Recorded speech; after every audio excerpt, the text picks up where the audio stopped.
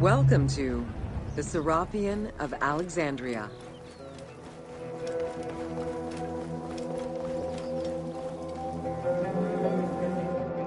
In a city of numerous magnificent attractions, the Serapeum was considered to be the most beautiful temple of Alexandria. Located southwest of the city on a small hill known as the Acropolis, the sanctuary was constructed during the reign of Ptolemy III, upon foundations which had existed since the reign of Ptolemy I Soter.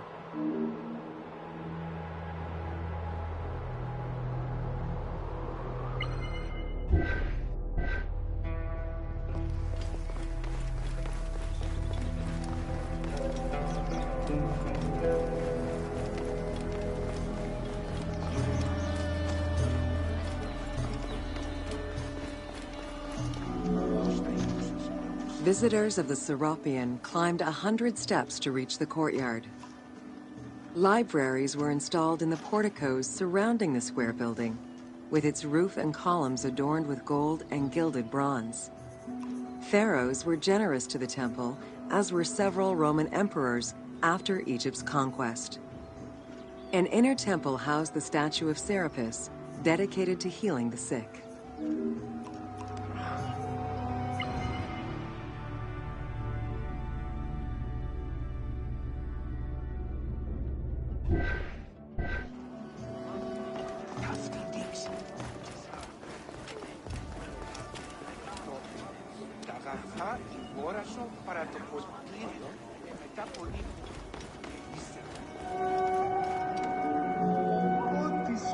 Since the 26th dynasty, Greeks in Egypt had gradually integrated the Egyptian cult of the Apis bull to their own rituals. With the establishment of the Ptolemaic dynasty, the cult of Apis was further integrated into Greek religion. During his rule, Ptolemy I chose to merge Egyptian and Hellenic gods into a syncretic divinity named Serapis. This name was the result of the amalgamation of Osiris and Apis. With this new deity, the Ptolemaic dynasty managed to accommodate similar belief sets for two different cultures, bringing about a new dynastic cult.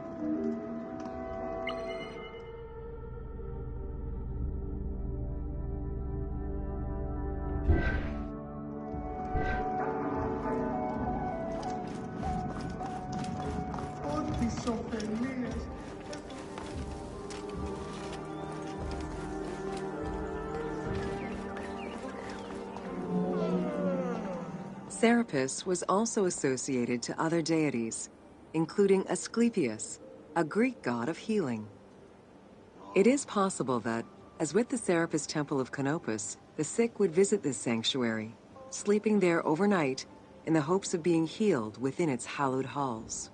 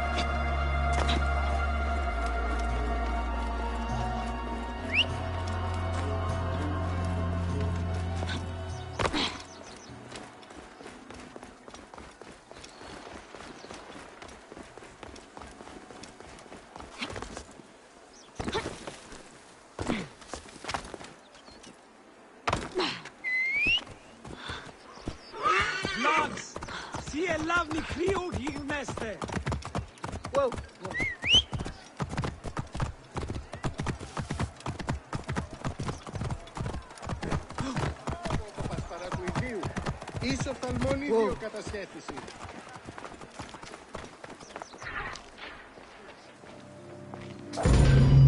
Welcome to the Moseion of Alexandria.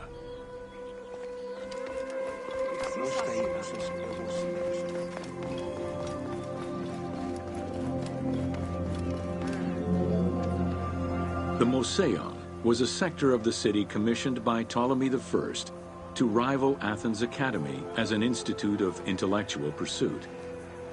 Dedicated to the 9 inspiring muses, the Mouseion became a great center for philosophical and scientific enlightenment. It welcomed scholars from many kingdoms, inviting them to share knowledge in literature, science, and geography.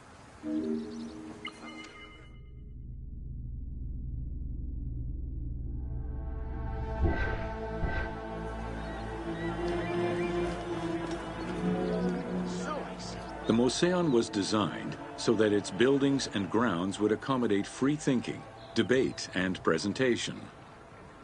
Meeting spaces and theaters surrounded a main courtyard. Expansive gardens were filled with exotic plants that aided in the study and supply of herbs and medicines. A zoo offered the study of animal behavior and physiology. Also among the Mouseion's many star attractions was its astronomical observatory.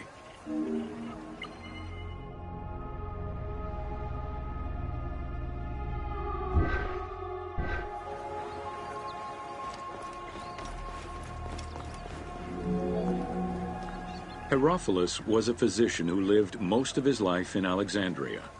He was able to perform the dissection of human cadavers on a large scale due to the permissiveness of the city in such matters. Among many other discoveries, he learned that the brain was central to the human nervous system. He also extensively mapped the blood system and measured the pulse with the aid of a water clock. It is reported that in his thirst to understand human anatomy, he performed 600 vivisections on live prisoners.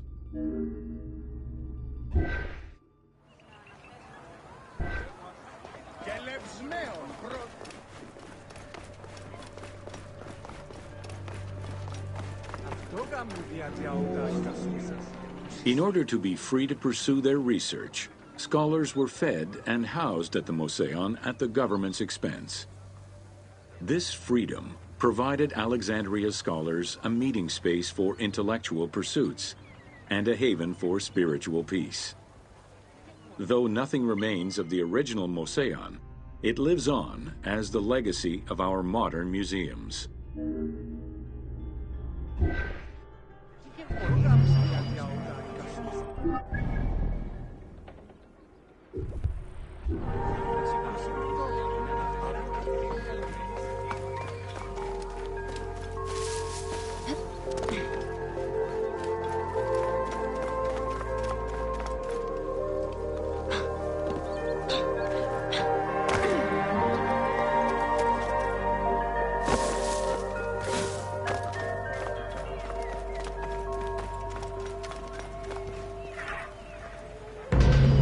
Welcome to the Islands of Pharis.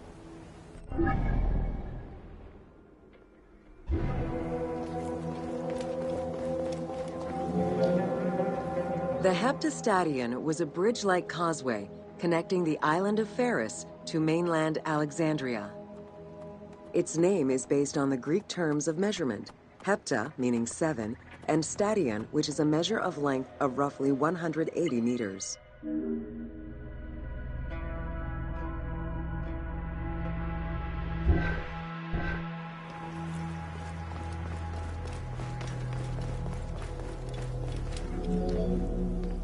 Since its construction would separate the Grand Port to the east and the port of Eunostos to the west, it was designed with channels at each end. These openings allowed passage from one port to the other.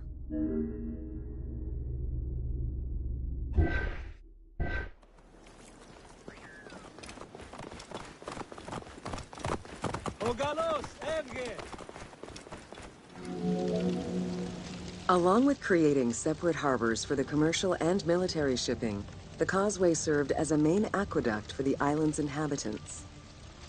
Its presence also helped protect the island and its ports from rough wind and sea currents. At the end of antiquity, the Heptastadion disappeared under layers of silt and soil, which formed an important sedimentary deposit.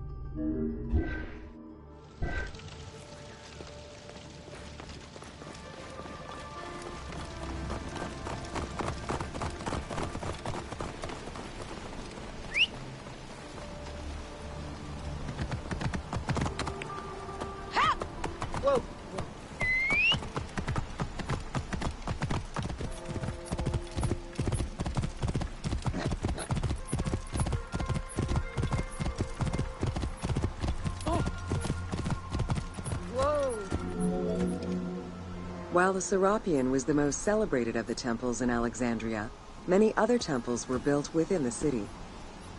Most of these structures have been completely erased over time, and there is no way to discern how many existed. However, research of ancient papyri offer tantalizing hints as to the possible location of at least some of the temples. Whoa.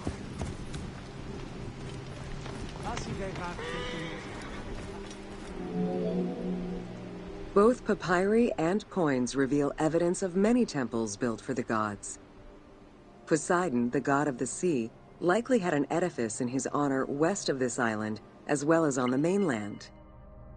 This temple next to you is dedicated to Isis Feria, the divine protector of the lighthouse.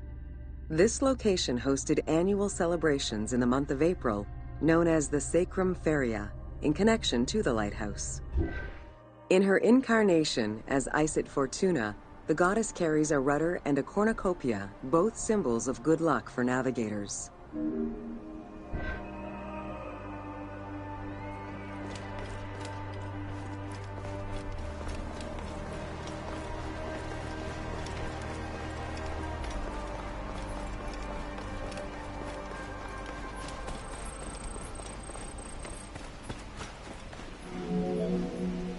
Considered one of the 7 wonders of the ancient world, the Lighthouse of Alexandria was a source of great pride for the inhabitants of the city.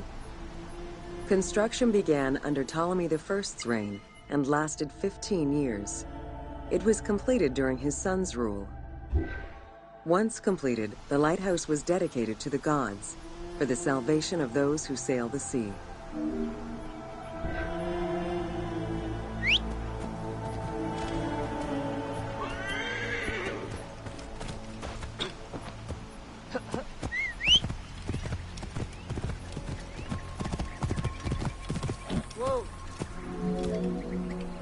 Built on the island of Pharos, the stone structure was 3 tiers set on top of one another in a step formation. The second floor consisted of an octagonal tower, and the top floor was a cylindrical tower topped by a statue. The interior provided space for staff rooms and a ramp which allowed the transport of fuel to the upper floors.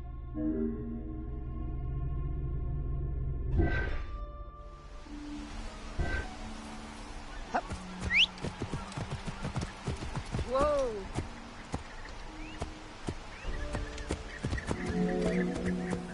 Essential to safe navigation through the rifts and shallow waters, the Pharos was a functioning lighthouse with a beam reportedly visible 50 kilometers away. It's unclear what kind of fuel was used or how much. Any other details of how the light worked remain a mystery.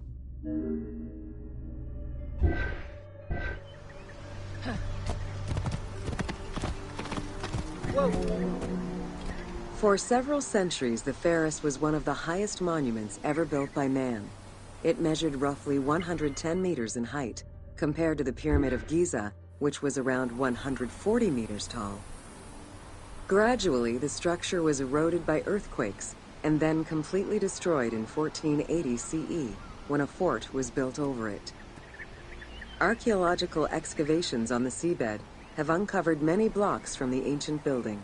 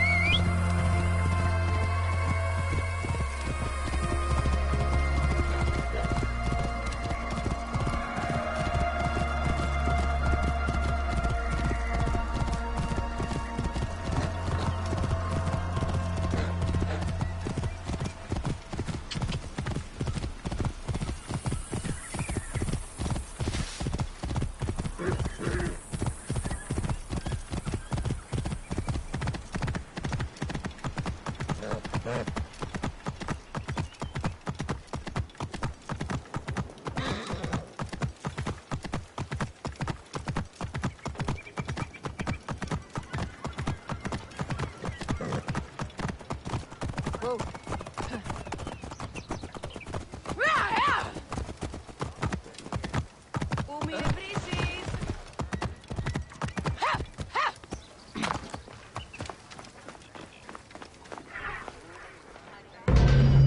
Welcome to Education in Alexandria.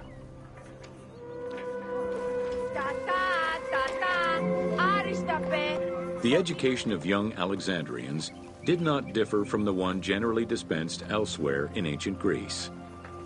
At the age of 7, the child was taken in charge by a tutor, who then became responsible for instilling an elementary education as well as good moral principles.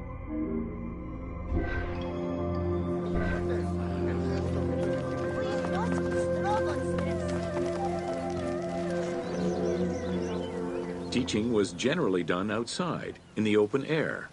In the gymnasium, students were taught not only sports, but also topics such as rhetoric, philosophy, music, and poetry, all things deemed essential to one's education at the time.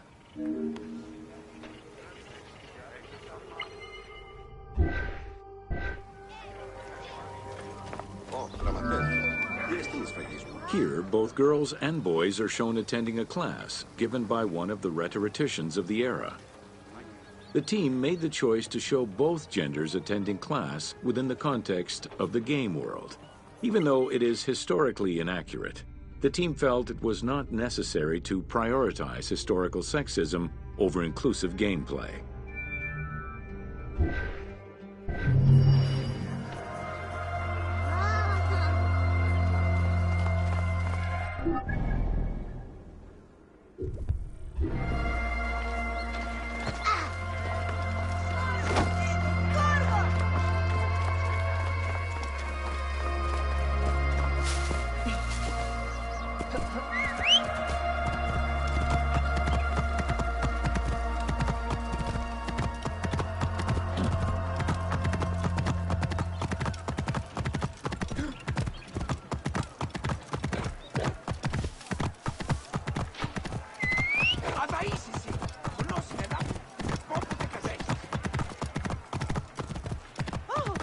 Whoa.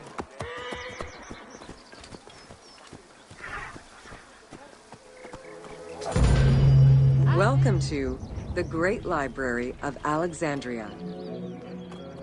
Near the district of royal palaces and within the Moseon was the most famous library of all antiquity. The Library of Alexandria was built to house all of human knowledge. At its pinnacle, the library was believed to contain over 700,000 parchments.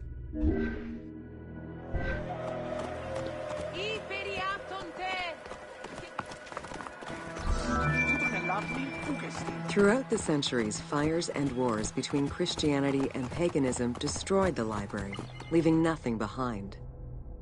The loss of the building, and more importantly, its vast collection, is immeasurable.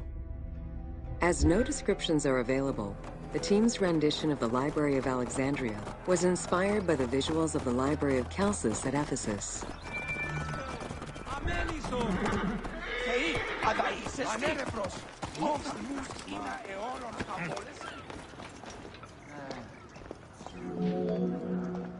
While much of the collection was purchased at the government's expense, the library also obtained books through other means. Any books owned by travelers coming through the city were seized to be copied for the library. The copy would then be returned to the owner, and the original entered into the library's collection.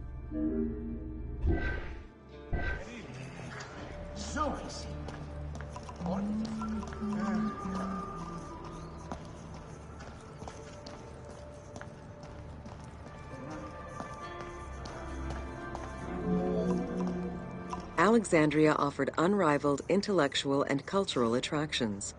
Eminent scholars from Athens, Rhodes, and other Greek centers traveled to the city to learn and engage with other free thinkers. Both the Moseon and the library were at the center of groundbreaking ideas and creative expression.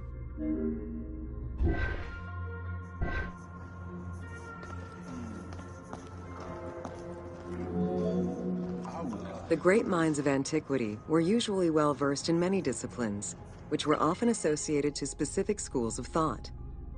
The Peripatetics, the Stoics, and the Cynics were among the most well-known schools of the time.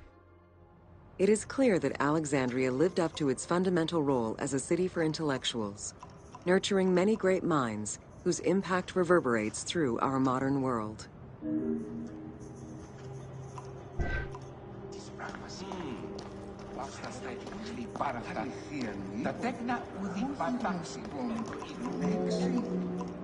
Hypatia of Alexandria was a Greek mathematician, philosopher, astronomer, and inventor.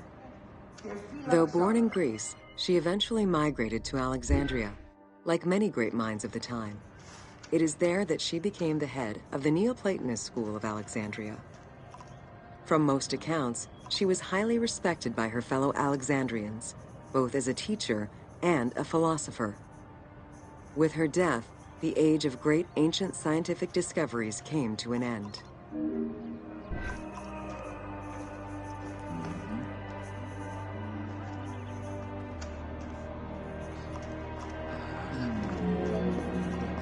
Callimachus was born in Cyrene and educated in Athens. After his studies, he moved to Alexandria to work in the Great Library. A poet and a critic, he strongly rejected the epic format of Homeric poems, and instead fervently supported a shorter, more judiciously formulated style of poetry. His epigrams and elegiac poems were emulated by later poets. His work was extremely popular, second only to Homer's own works.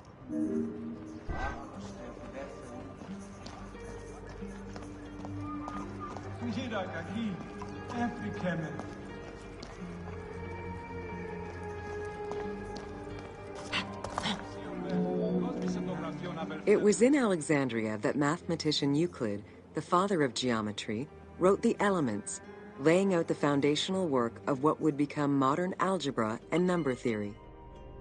Euclidean geometry would become one of the most influential systems in the evolution of mathematics.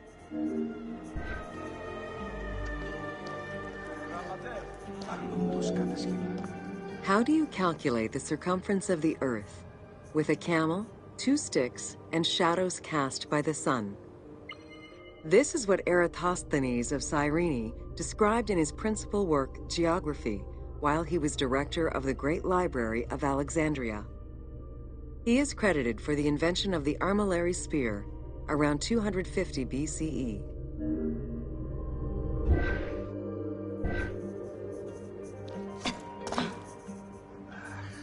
Γραμματεύ, έγρευτης προς τον εφοριάν, ενάκ πληρώσεις τα ετήσια τέλη εισοδήματος. Εμπουλήσαμε 2 ασκούς αλευρών, άρα μενούσιν 3 για τον ναό. Σιωπέ, κόσμησε το γραφείο απελθέντος εμού και σου. Ο γραμματεύ, απόστειλε τον αγγέλων αγγελήν την ίστον το μείον αφήξιν. Αφιλόμενα αύξησιν την ημερήσια παραοήν αλευρών. Από του είδου του κλαφμούς, δε άκουσαν, φεύ, τέκνον δίπλη γίνει αχθής πάλι. Ου δυνάμει τούτον μια εμένη, ανισχύν την εστίν.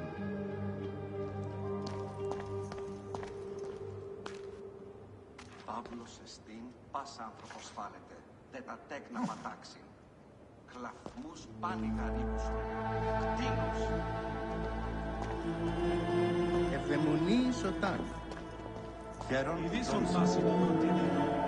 The earliest known and most complete armillary sphere of antiquity was the Meteoroscopion of Alexandria, with an imposing 9 rings compared to the 3 or 4 of most other astrolabes.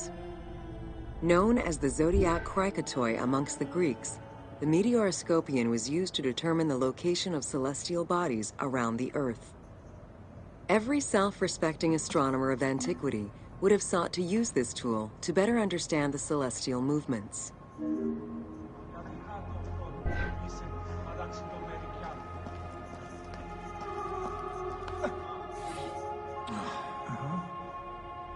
Αυτής πάλι, πεπραγμένα παύλα, τέκια διεφθαρμένα.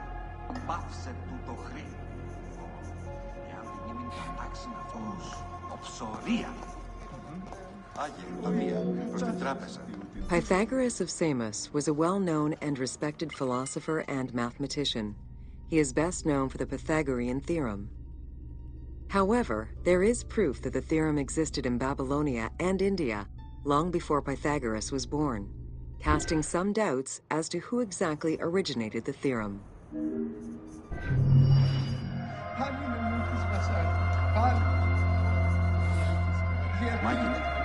Κάλεσαν τους δούλους για να πέρουν οργανώσεις των μαγειρίων, των ίνων ενεργής ασκής.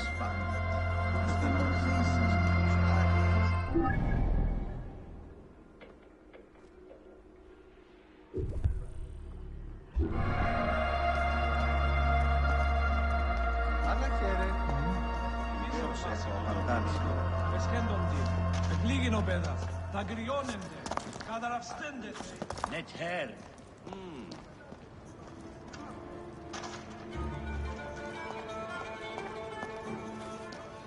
Ωφελημοκτά της πράξης εκείνατο. Ευχάρι.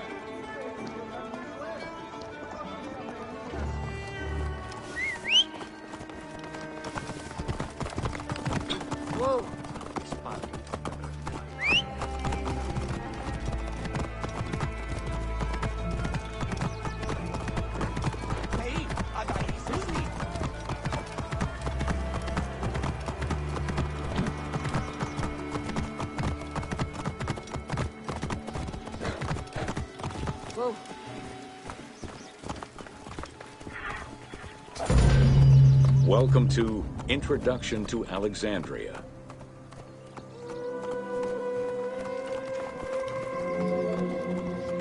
After conquering Egypt in 331 BCE, Alexander the Great decided to build a new city, which, as per his habit, he named after himself. After his death, Alexandria quickly became the capital city of the Ptolemaic kingdom and the most important city of the Greek world.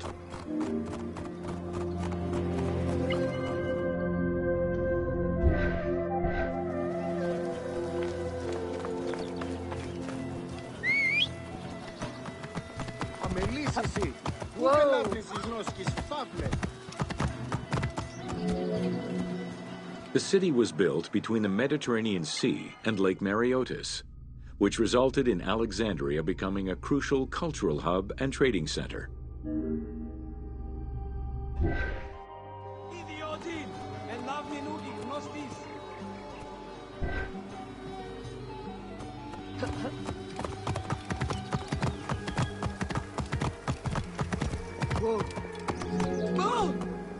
Sumptuous buildings could be seen wherever one turned their gaze. The royal palaces, the many temples, the gymnasium, lush public gardens, and large avenues.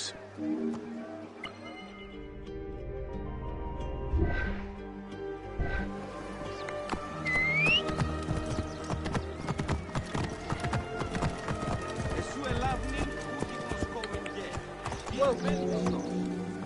With its incomparable beauty and advantageous geographic location, Alexandria attracted foreigners, intellectuals, and traders. One of the most cosmopolitan cities of the ancient world, Alexandria supplanted even Athens as the most important Greek city in history.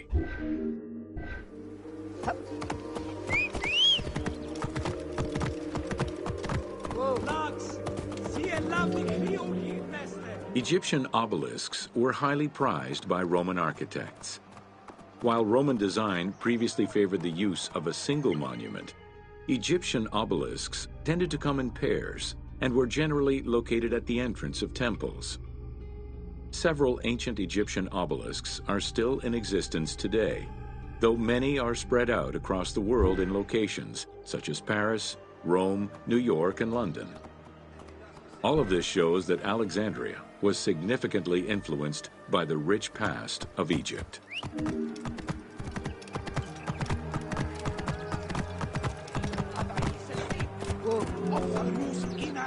Alexandria had several main streets.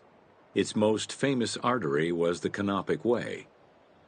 It was lined with sumptuous buildings, houses, and temples, and was roughly 8 kilometers in length. This street was one of the most important shipping entrances to Alexandria and often hosted processions and festivals.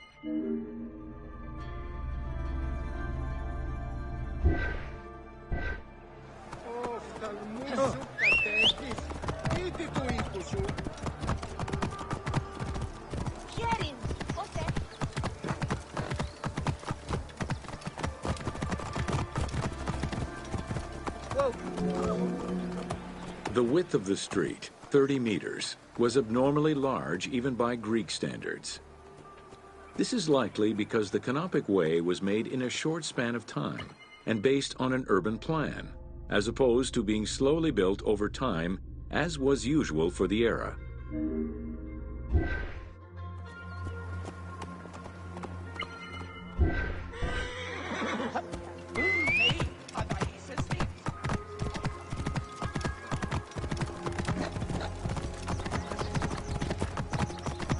Whoa. The Canopic Way originated in the western cemeteries, skirted the gymnasium, and then exited the city to head east through massive doorways towards Canopus. This structure was known as the Canopic Door.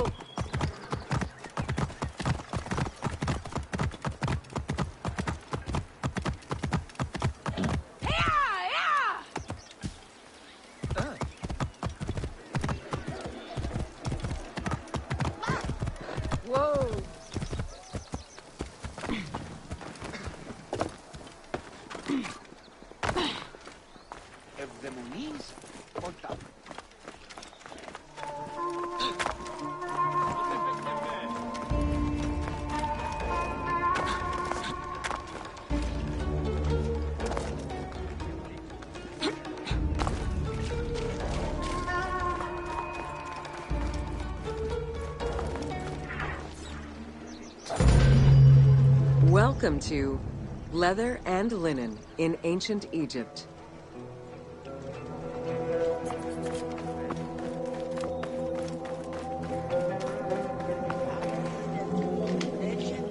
Tanning, a process which dates from prehistoric times, was present although not highly valued in Egypt due to the heat. Leather was reserved mainly for things such as sandals, leather bags, dagger sheaths, quivers, and other similar items. Leopard hides, unlike regular leather, were highly valued and usually worn by priests.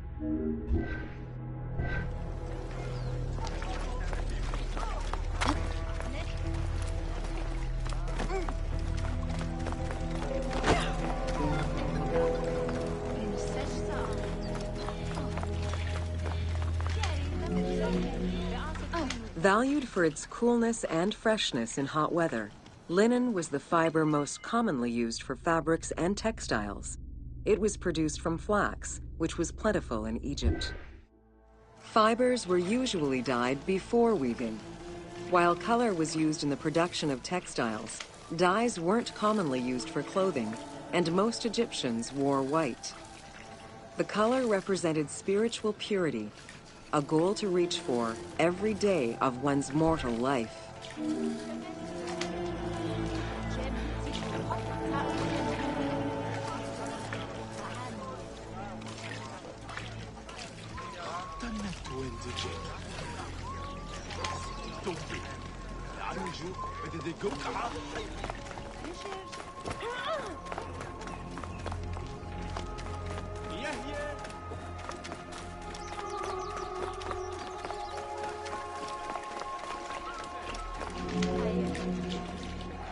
Various shades were achieved using woad, a dye produced from the leaves of Isotis tinctoria. The plant was cultivated for this purpose within the Nile Delta and allowed for the creation of various colors.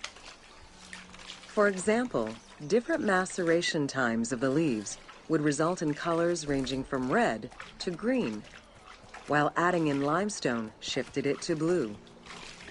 During the Greco-Roman period, other ingredients were found, resulting in a wider range of colors.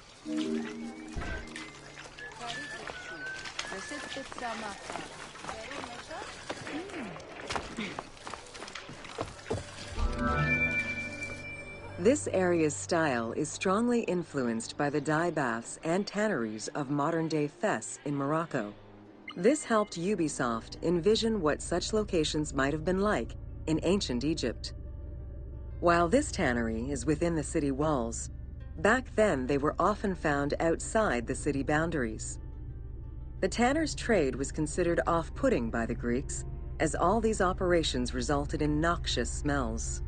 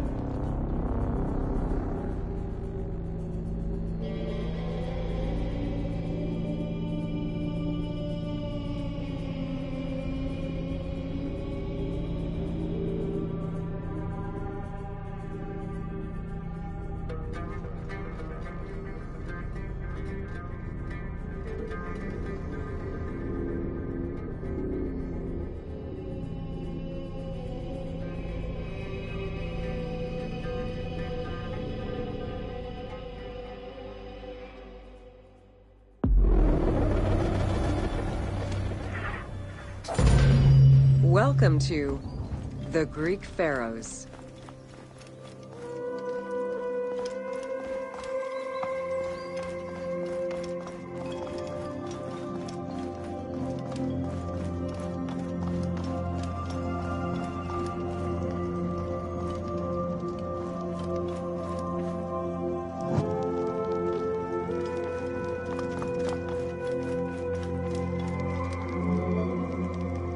Pharaohs were considered divine incarnations of the gods.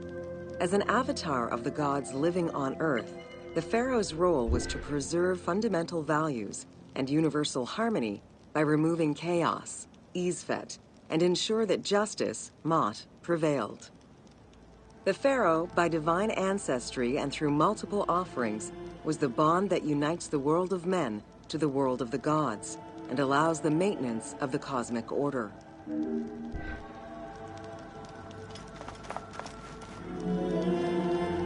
The Ptolemaic dynasty reigned over Egypt from 305 BCE to 30 BCE. The dynasty was called the Ptolemies of the Lagids, in recognition of the founder of the dynasty, Ptolemy Lagos, a Greek general and close friend of Alexander the Great. While Macedonian, Ptolemy Lagos understood that to be accepted by the Egyptian people, he would have to adopt their traditions. Upon assuming the title of pharaoh, he changed his name to Ptolemy I Soter, meaning savior.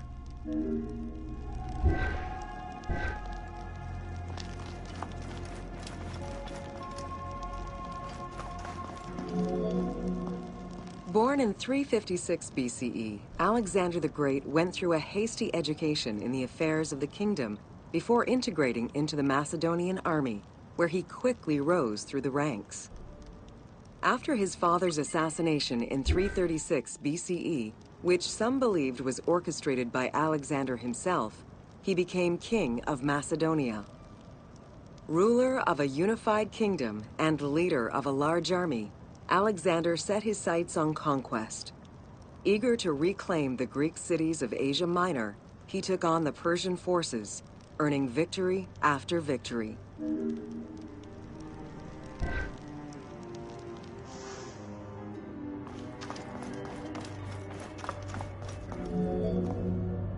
Ever victorious, Alexander the Great marched on, laying siege to city after city until he reached Egypt, where the Persians were defeated yet again. Viewed as a liberator by the Egyptian people, Alexander decided to become pharaoh in due form. He traveled to Thebes to make a sacrifice to Apis, then went to the oasis of Siwa, where he was proclaimed son of Amun. Officially Pharaoh of Egypt, Alexander spent much of the winter there and founded the city of Alexandria. Perhaps not coincidentally, being Pharaoh allowed Alexander to spread propaganda to prepare further conquests. He resumed his military campaigns in 331 BCE.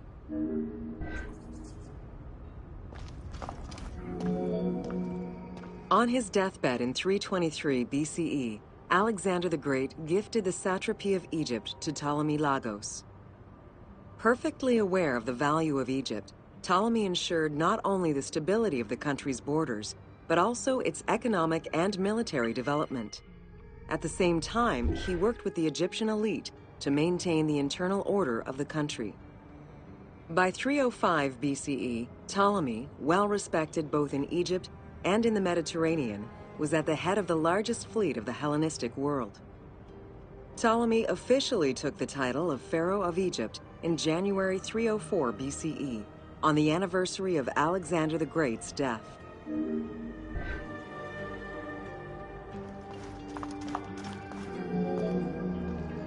Alexander died in Babylon in 323 BCE. His remains were placed first in a solid gold sarcophagus, and then within another. The casket was carried in an ornate custom wagon, gilded and set with precious stones, and pulled by 64 mules crowned with gold. The funeral procession was diverted to a grandiose temple in Alexandria, built in the conqueror's honor under the orders of Ptolemy I.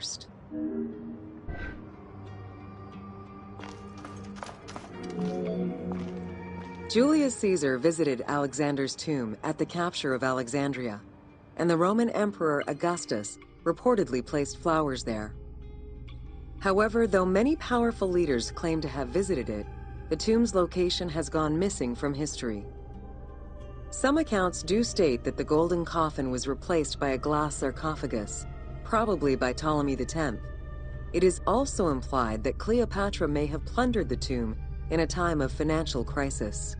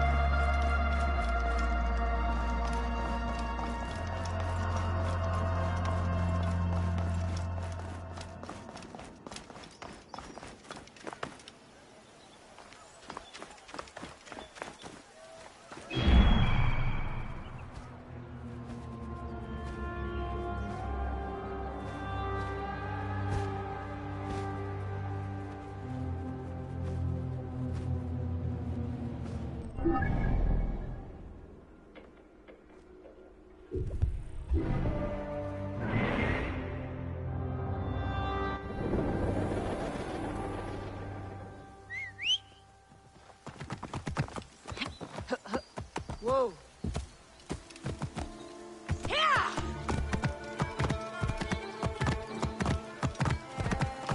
Αμελήσεσαι. Πού πελάτες οι γνώσκες.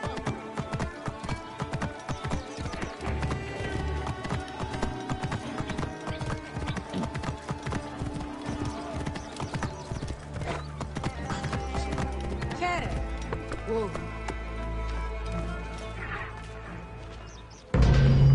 Welcome to the Siege of Alexandria. Among the collection of writings attributed to Julius Caesar are his descriptions of the Siege of Alexandria, the Gallic Wars, and the commentaries on the Civil War. These archives contain information on different campaigns, the wars of Alexandria, Africa, and Spain. Each of them recounts Caesar's military activity from 58 BCE to 45 BCE. Though Caesar's documents remain a main source of information, it's important to note that the perspective is limited. It is necessary for other historical documents to be taken into consideration to provide a better understanding of events.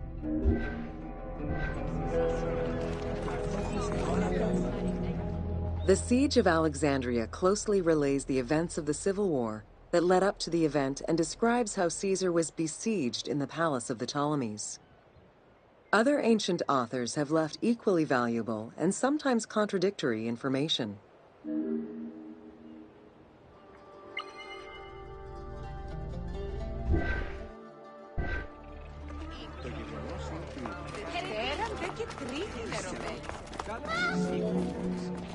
In the events leading up to the Siege of Alexandria, Cleopatra VII and her brother were fighting over control of Egypt.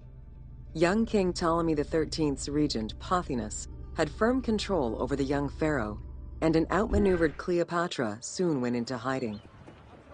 This set the stage for Pompey's arrival in Alexandria. Having lost his battle against Caesar in 48 BCE, the Roman general turned to his allies, the Egyptians, for safe harbor. But on the advice of Pothinus, Ptolemy XIII had Pompey assassinated in the hopes of earning Caesar's favor.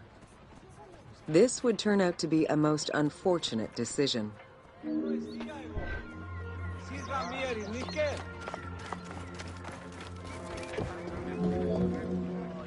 Upon his arrival in Alexandria, Caesar was presented with Pompey's head.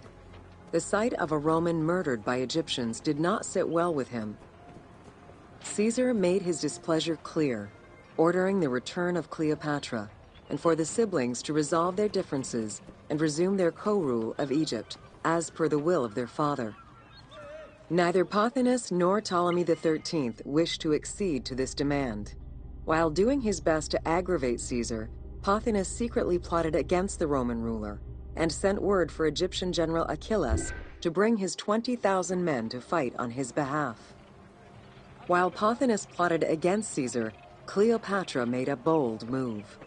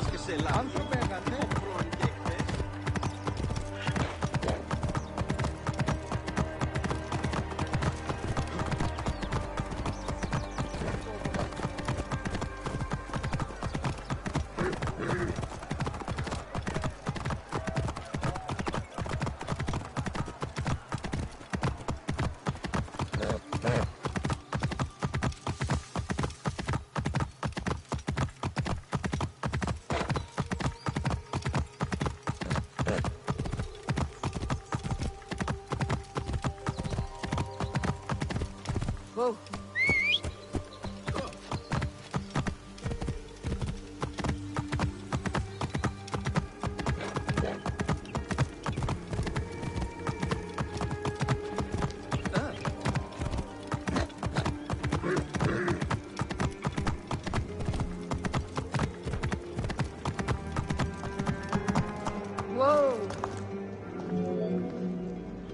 There are various descriptions of the encounter between Caesar and Cleopatra. One report states that she snuck into the palace alone at night. Another account claims she was accompanied by an ally and was brought inside the palace wrapped in a carpet bag. Though exactly what happened at this fateful meeting is up for debate, what is known is that Cleopatra met with Caesar and earned his approval. Pothinus and Ptolemy XIII were most vexed with this turn of events.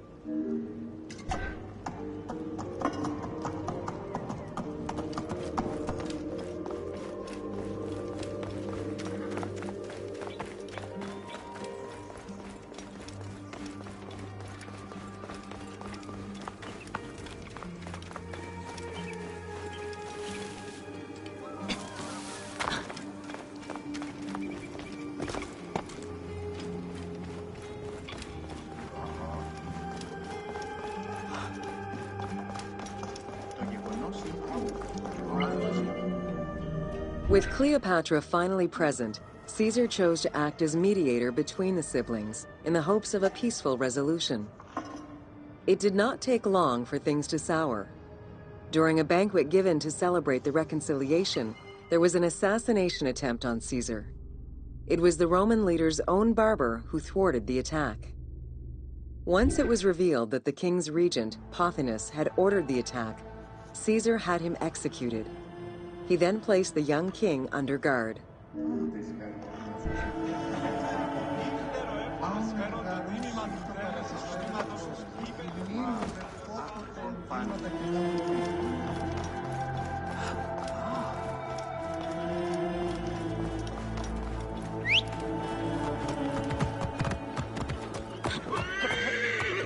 Whoa!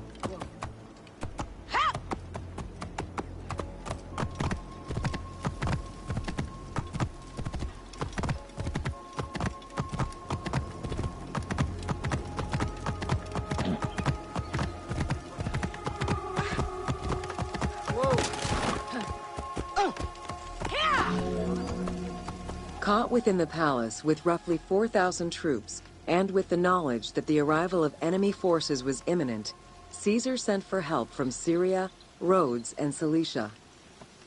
He ordered his men to dig a ditch around the palace and build a wall leading to the harbor. This would ensure Caesar's access to the sea. When Egyptian General Achilles arrived in the city with 20,000 men, the battle for Alexandria began. Whoa! Whoa!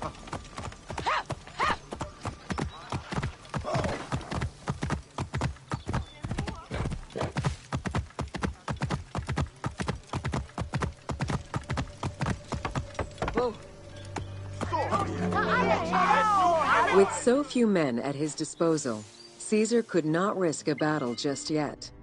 He sent ambassadors to Achilles in the name of Ptolemy to propose a truce. Knowing that the orders did not come from the young king, and angered by the pharaoh's imprisonment, Achilles had the messengers assassinated. With Caesar confined within the palace, Achilles positioned his troops around the city. Skirmishes broke out throughout the streets of Alexandria and went on for several days and nights. Though they were outnumbered, Caesar's men were able to hold the enemy back. This prompted Achilles' next move: capture the Roman fleet stationed in the harbor.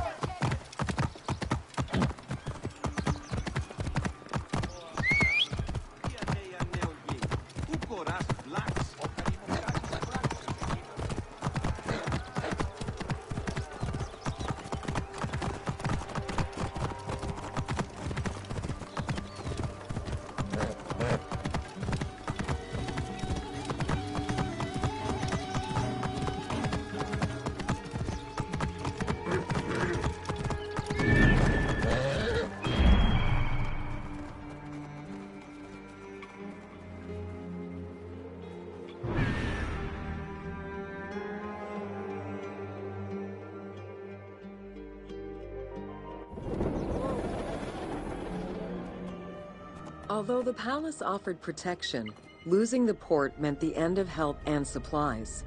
Caesar knew he had to protect the fleet. While he and his troops succeeded in regaining control of the port, he knew it would be impossible to sustain. Caesar ordered the burning of the ships. With passage back to the palace closed off, he headed for the lighthouse of Alexandria.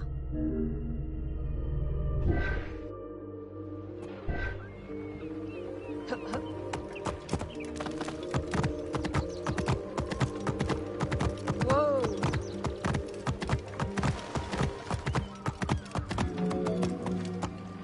Fighting their way through the Egyptian troops, Caesar and his men eventually reached Pharis Island. There, they took refuge within the lighthouse. With easy access to the open sea, Caesar was able to send messages to his allies requesting reinforcements and more supplies. The island fort also allowed him to control access to the harbor by relying on the chains used by the Egyptians to control ship traffic to and from Alexandria's docks.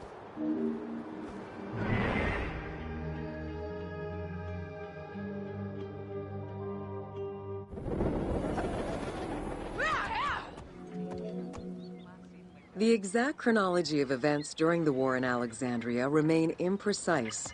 Conflicting accounts raise questions as to when, and even if, the Great Library of Alexandria was burned down at all. One account states that during the fighting, docks and warehouses were burned, and this was the fire that spread to the library. In another account, when Achilles cut off the harbor, Caesar had to leave the safety of the palace to defend his ships. As the enemies battled across the port, their arsenals set ships ablaze, and this destruction spread to the library. In either case, the Great Library was not completely destroyed. Experts point out that its location was too far from the harbor, and much later texts refer to the Great Library as being intact. Warehouses near the harbor contained manuscript copies awaiting export, and it is more likely that these documents were destroyed than the Great Library itself.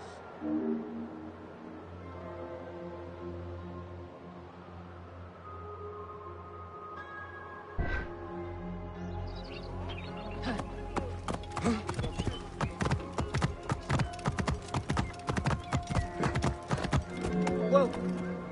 The destruction of the Great Library may have been due to a number of fires over the ages. Its end was probably closer to the 4th century CE, when the Christian Emperor Theodosius I ordered the closure of all pagan temples. While some documents survived after being moved away, it remains unclear just what knowledge may have been lost.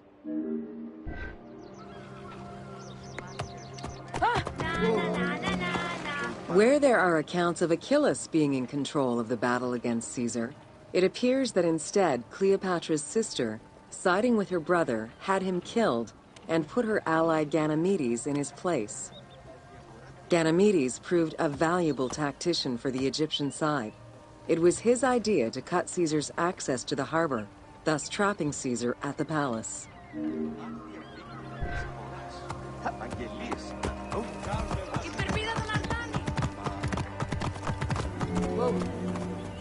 During the time of Ptolemy I, canals had been dug throughout Alexandria to provide fresh water.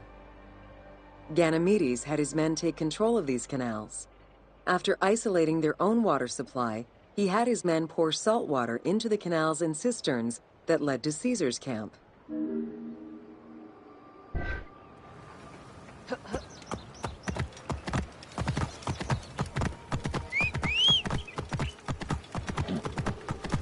Whoa!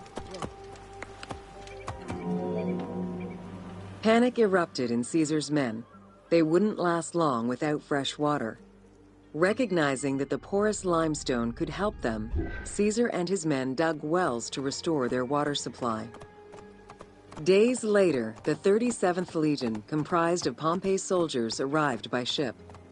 Unable to come ashore due to the winds, Caesar risked going out to meet them on the peninsula, Cape Chersonese. When the enemy learned Caesar's location, they rushed to intercept. Despite an obvious advantage for the Alexandrians, Caesar, with a Rhodian ship full of skillful sailors, emerged victorious. With help from the Allied ships, Caesar's victory enabled him to push the Egyptians back and secure the lighthouse. Gaining control of Pharos Island sent the Alexandrians into the sea and swimming back to the city. However, Caesar's fortification of the island didn't last long. The enemy regrouped and were set to storm the island. Panic-stricken, in spite of Caesar's encouragement, many of his men then fled their posts, either by ship or jumping into the sea.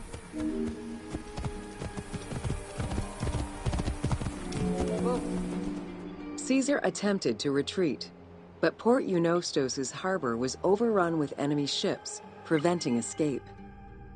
Reportedly, Caesar gathered his papers and leapt overboard in an attempt to swim to an Allied ship farther out. Historian Cassius Dio claimed that Caesar would have drowned if he hadn't been able to remove his purple garment. Still, he managed to swim the distance and survive. The Alexandrians recovered the cloak and used it as a trophy to commemorate the Roman debacle. Amaxa elavnis gagisteos. Amelison. Whoa! Unhappy with Ganymedes and wanting their king restored, the Alexandrians approached Caesar with a compromise. Caesar agreed to release Ptolemy XIII after entreating him to spare the kingdom and remain loyal to Rome. Once freed, however, the king defied the agreement and continued the war.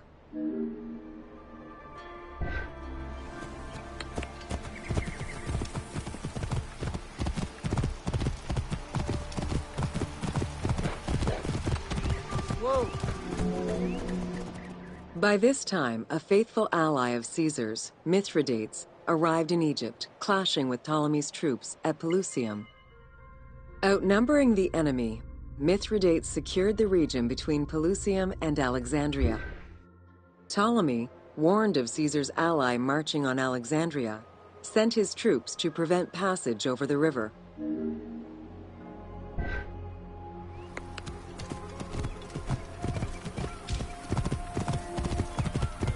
Whoa! Mithridates warned Caesar in time, and the two groups confronted the armies of Ptolemy in the Delta. In the Battle of the Nile, the Romans gained the upper hand, sending the Egyptians fleeing. In the tumult and panic, King Ptolemy XIII drowned in the Nile.